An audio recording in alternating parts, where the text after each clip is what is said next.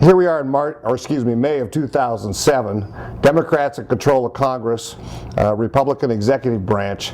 But I wonder what would have happened if the Democrats had not taken over the House and the Senate in November of 2006. What would have happened, Mark? Well, I think the big thing is that it really is, in many ways, the doomsday scenario.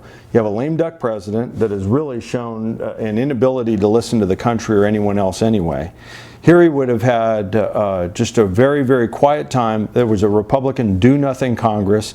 Over the years, Republicans have been very, very active on the Hill and have had their say in Congress.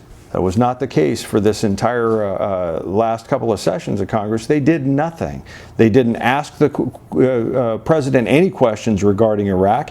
He got an open-ended check from them, and there had been no checks and balances. Can you imagine what would have happened? The stars would have aligned, how badly the United States would have been viewed in the world, the devastating impact that Bush could have had there not been any checks on his power. It absolutely would have been devastating to the future of this country. Once again, we're talking about loyalty, and Bush expected loyalty to him by the Republicans, and they gave it to him because those who were not loyal were punished, as we saw with Valerie Plame and her husband and that sort of thing.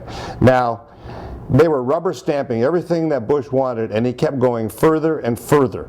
I mean, he put in his good friend Alberto Gonzales, who told him that it was okay to punish, torture prisoners, that they could detain them without charges, that they could deprive them of lawyers, that they could eavesdrop on the American people without search warrants.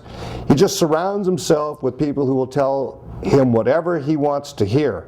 And if we had had a Republican Congress here these last 2 years of this administration, it would have been the lowest of lows for the United States of America. It goes back to that notion that the founding fathers were touched by the hand of God. I mean, the system that they came up with did save this country. It did it at the 11th hour. It did it at a very, very scary time.